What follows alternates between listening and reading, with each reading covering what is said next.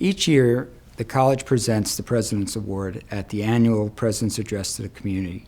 The President's Award symbolizes that a quality community college can only thrive through strong community support. The award is celebrated by the event, and it's further celebrated by this maquette of a statue by Norma Lewis that's called Connections. And the statue itself, the full-size statue, sits very prominently on our campus in the Caroline Page Garden, right in front of our library, where so many of our students and faculty get to enjoy it on a daily basis. And this year, we're proud to give the President's Award to Charlie Page.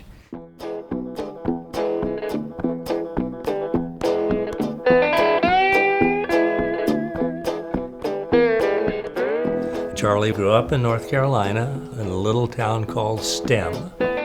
He called himself Mr. Lucky, and he may have done an effective job of masking that southern charm that he grew up with, but he is and always has been a southern gentleman. We had a large family. My grandfather and grandmother had a tobacco farm outside of Durham. And my Uncle Smurden ran a general store in Stem, North Carolina. People would actually go into his store to hear his jokes. My father and mother didn't read to us, and so there was a librarian in grade school. Her name was Mrs. Whitmore. She would talk about books and show the kids how to use the library, and then she'd tell us stories. And it made a big difference in my life. I was inspired to read books because of her.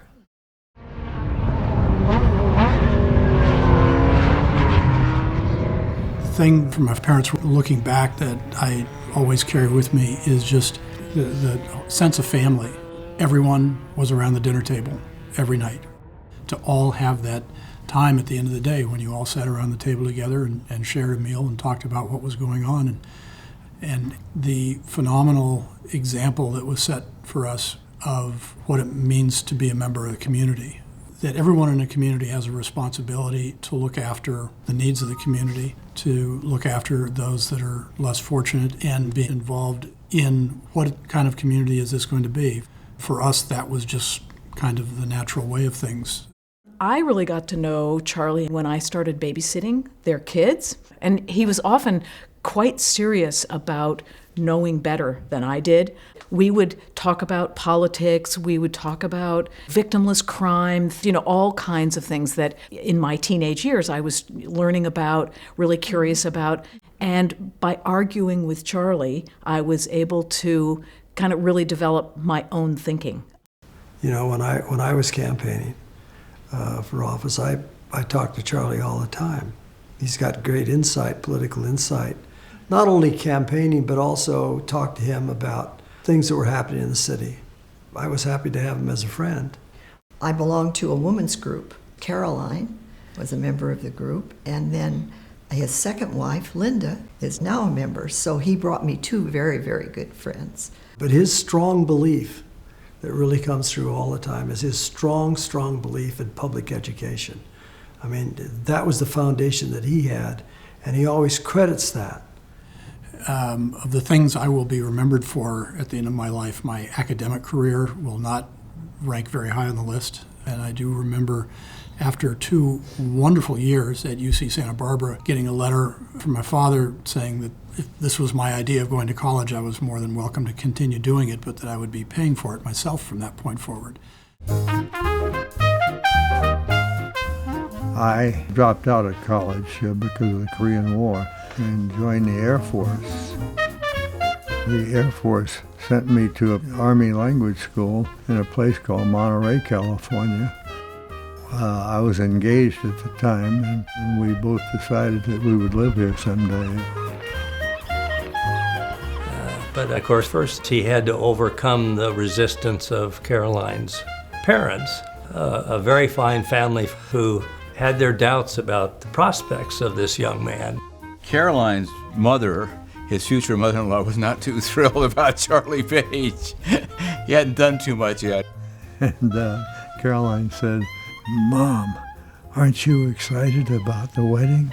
She said, "I'll let you know in 10 years." And I think he did prove himself, but it probably took 10 years. So we married and we were stationed in England, and we'd go into London, and this is a true story. We went to see a play called Witness for the Prosecution. We came out of that play, and Caroline said, "Charlie, you'd make a good lawyer." I had no idea what lawyers did. So when we went back to Miami University, I went in and told them that I wanted to go to law school, and they looked at my C-plus grades and so, kind of rolled their eyes a little bit. And my dad, his story, college story, is pretty extraordinary. And going from being, frankly, the same kind of flunky student I was, and somehow through a means that I still don't completely understand, at Miami University, he somehow talked his way into Stanford. I really got my act together, and two professors had connections, so those two got me into Stanford. I did well, ended up as managing editor of the Stanford Law Review. I was proud, and my wife was proud, because she was the one that inspired me to go. There are probably a lot of people that don't realize all the things that he's done. He doesn't really let people know. He was on the Big Sur Land Trust. He was one of the founders of the College of Law. He was the foreman of the grand jury. And he just had so much he was involved in, and the founding of the MPC Foundation, he certainly was involved. He likes to say he wasn't, that his Caroline and these group that got together, but he was a secretary, wasn't he? Oh, yes. Self-appointed. For years, and he kept meticulous notes of our discussions. He would sit up in the I won't say the attic, in that little loft area in there. Yeah, the loft. Because we had meetings at their house, and he would have a written record of what was said. And he was at MPC as a trustee for 8 years, too. And being a trustee for him was not just sitting there, but being an activist and being a person that truly believes in what that college does.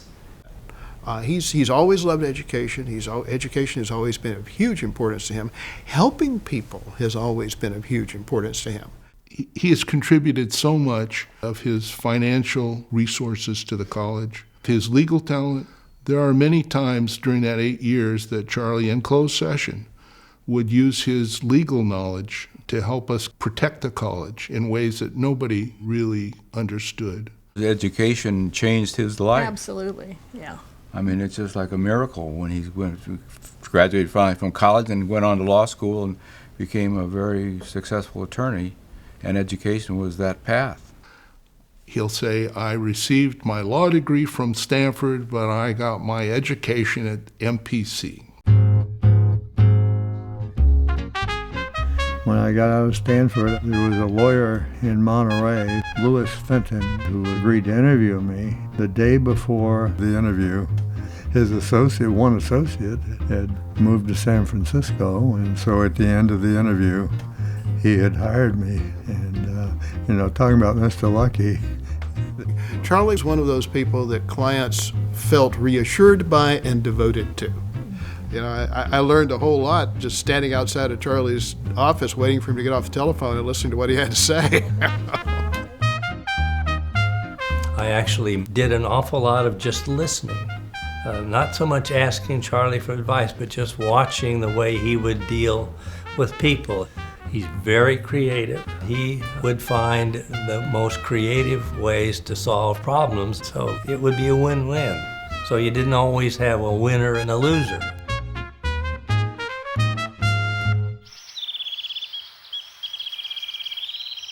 The best thing that he ever did, I think, and this was not as a lawyer for a client, was putting together the purchase of 1,500 acres out in Carmel Valley in the Kashawa.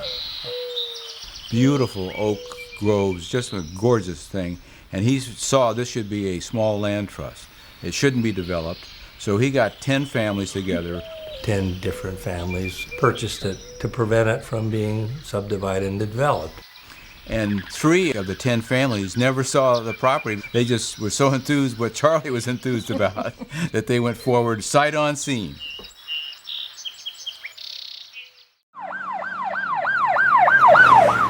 Back in the 70s, Charlie and Lee Toller, who was a custodian at the middle school in Seaside, started an organization called Young Adults for Action. I never worked with a custodian like Lee Toller. He did more counseling than he did custodial work. In an interview, Lee was asked, "What's the best thing that ever happened to you?" And his answer was, "Charlie Page. I would call him at 3 or 4 a.m. and say, so-and-so was arrested. Will you be at court?" And he would show up. We got a call one night about 3 in the morning from Lee that there had been 4 young men that had been arrested for disturbing the peace, but apparently they really got roughed up by the cops. My dad actually took it to trial. Charlie had given up doing trial work, but decided that they had been unfairly charged. And so he decided he would defend them in the criminal case.